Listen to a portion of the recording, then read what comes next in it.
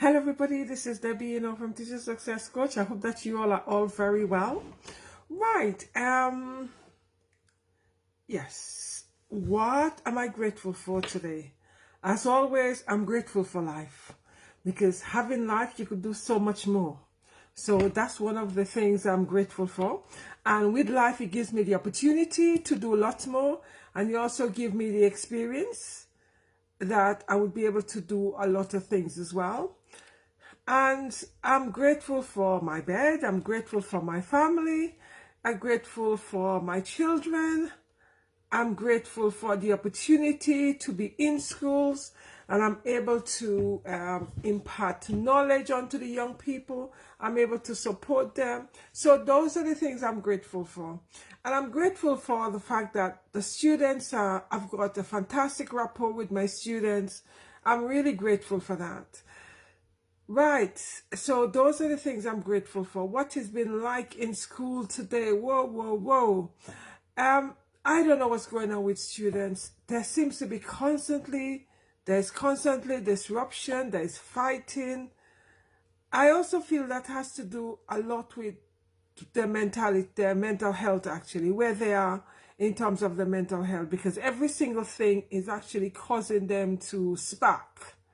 So that's something we need to really look at in terms of how we support these young people with the mental health, how we support them in terms of their aggression, how we support them in terms of how they navigate things. And, something I overheard a young person say today was, oh, well, I don't know how to control my temper. Nobody supports me and tell me how to control my temper. I really don't know what to do. So that's obviously is an issue there in terms of helping that young person to control the temper, helping them to identify what really sparked them to go into negativity and, aspect of the flare temper, etc., etc.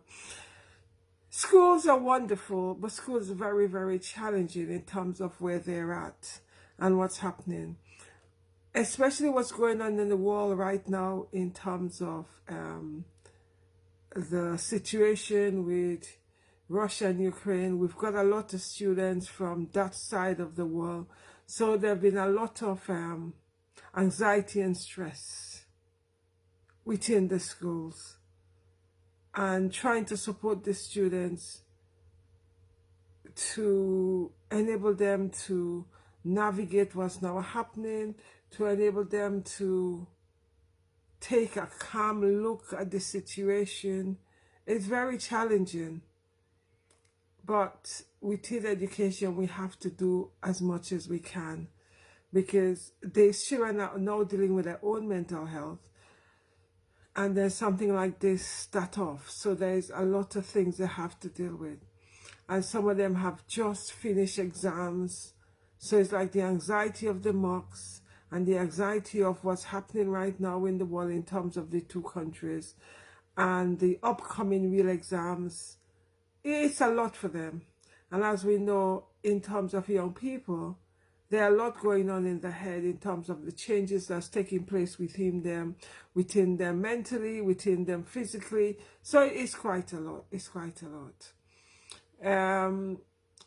So, we need to support these young people the best way we can. Sometimes it's just a matter of listening to them so they could unload and also reassuring them that as far as possible, because you cannot say that everything's going to be okay because we don't know ourselves. But it's a matter of trying to reassure them and make them as calm as we possibly can. Because there's a lot of flare tempers in schools right now. The students are they're real hyper. The slightest thing cause a fight, cause an argument, cause a disruption. It's constant. So teaching, as much as it is lovely, it is very, very tiring.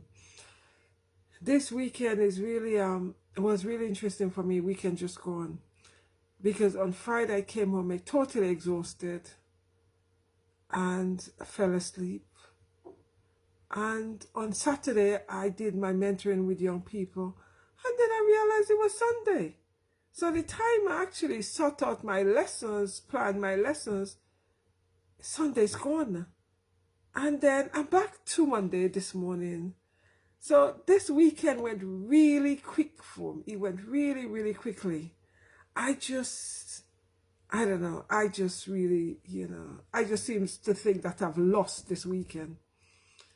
Anyway, that's something that's happened. I don't know what's going on there in terms of how time's going very, very quickly. What's my win today? This my last lesson I cover another class, year 11 group, and it seems to be in most schools I've gone to, year 11, there always seems to be extremely talkative, noisy, disruptive. I think the stage at which they are at, the uncertainty, because it is now, transitioning into exam, transitioning into deciding what they want to do. Are they going to stay in school? Are they going to do apprenticeship? What are they going to do? And I think that's what caused a lot of the anxiety, because year 11 is transitioning, because these are children who are doing their GCSEs. So at the end of the GCSE, May, June, it's a matter of thinking, okay, what are they going to do? Are they going to stay in that school? Are they going to go into any educational establishment? Are they going to do an apprenticeship? So it's like all of that. So my experience is a lot of year 11, regardless of whatever school I've been to, I've had this whole thing. And this afternoon, I cover year 11, year 5 at 5th period. It was a maths lesson. Oh my goodness, that was so disruptive. It's like chatting. It's like they're constant. They're not, I'm constantly having to coax them to get the work done, pep talk them. Totally exhausting. And it was just an hour. Before that, I had my own year 11, my own psychology group. And with that group, it's quite a big group. And they were just so noisy. To make it worse, that, I couldn't get the OHP to work, the projector to work, the online system to work, so I couldn't project my lesson. And that was a real learning curve for me, because everything was on PowerPoint. So I had to ad-lib that lesson. And we were in a different classroom, because my ordinary classroom, they were doing exams in that. So I was in a new classroom, and it's like trying to ad-lib a lesson where you couldn't project onto the projector, because for whatever reason, the projector decided it wasn't going to work today for me in that particular classroom.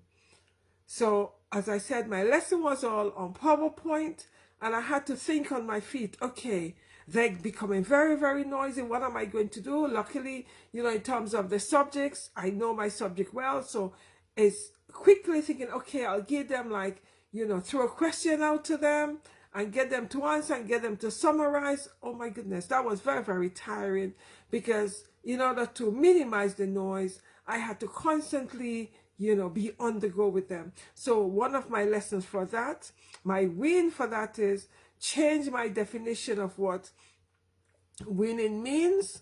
The win for me is I got the lesson going without my PowerPoint, but something else I had to really take away is, as well as have my lesson on PowerPoint, I need to have handouts as well. Should in case something like that happen. Because we didn't even have the textbook, because we were in a different classroom.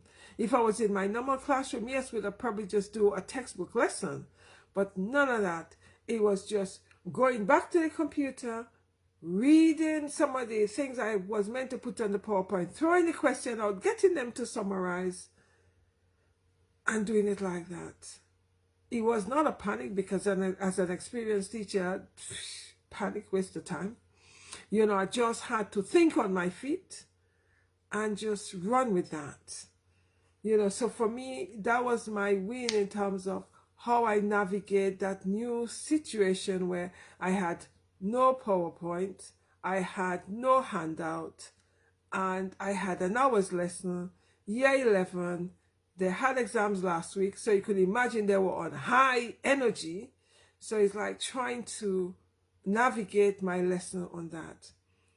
right? So one of the learning curve for me is always have the backup of handouts. So in terms of, if I was in my classroom, my backup would have been my textbook, because my textbook were all there.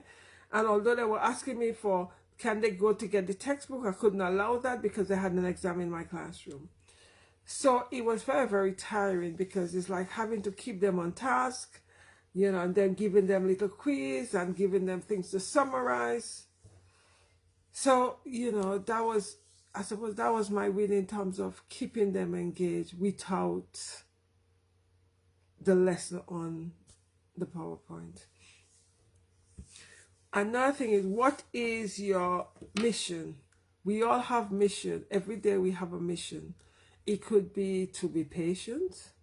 It could be to understand students better, if you're an educator like myself. It could be to communicate better, or identify one way in which that you need to identify how you're going to communicate whatever you want to say. It could be becoming a much more fluent speaker. It could also be increasing confidence. Whatever your mission is, I want you to identify what your mission is in the morning, and then go through the day to see if you could fulfill your mission, not see if you try to fulfill your mission. Right? So first of all, I want you to identify your win, identify what you're grateful for, and then what is your mission. Every day, whether consciously or unconsciously, we all have a mission. You know, when I left my house, one of my mission was, how could I best serve my students more than I'm doing right now? How can I engage with students who are not engaging? You know, so those are some of my mission. Well, I achieved some of it because I had my year 13 today, who they've had exams last week. So one of the thing is, I realized some of them are very weak. And the thing is, how my mission for today, for that particular group, was, how could I ensure that I'm able to engage with them and they understand the topic a little bit more. I have achieved part of that, but I did not achieve all of it. I still have some of them who still not doing enough reading. Because I said to them, the more you read, the more you're going to understand the topic. There is no point you coming to my lesson and then saying to me halfway, oh, Miss, I don't understand. Have you done the reading which I've asked you to do in preparation? So that when I'm discussing it, you would have some idea. You wouldn't necessarily understand it from your reading, but when I'm discussing it, it would actually trigger. And if you don't do any reading, you're coming to me as an empty slate, so which means it's more difficult to write on that slate. So that was one of my mission for one of my class today. How could I best serve my student, and how could I engage more with my student? How we could actually get them to understand and learn a lot more in my lesson. It doesn't matter how excited I am in my lesson. It doesn't matter how engaging my lessons are. Some student just isn't getting, you know, coming along as fast as I expect them to. But we're getting there. You know, it just means I have a lot more work to do, but I'm getting there. And the more passionate you are about your subject, the more the students are going to want to engage in it, engage with you. So that's, you know, that's the plus I have going for me in terms of my passion about my subject and my passion about teaching. Anyway, guys, I would like you to identify what you're grateful for. As I said, the more you demonstrate gratitude, the more the universe gives you things to be grateful for. And your gratitude needs to be what you have in front of you right now, not what you don't have or what someone else have. Be grateful for what is in your hand right now. Be grateful for the gifts that you really have right now. Whether or not it is the fact that you got up this morning, that's a fantastic thing, and that's one big thing to be grateful for. Another thing is you support someone. That's a fantastic thing. So I want you to identify what you're grateful for today. and celebrate it.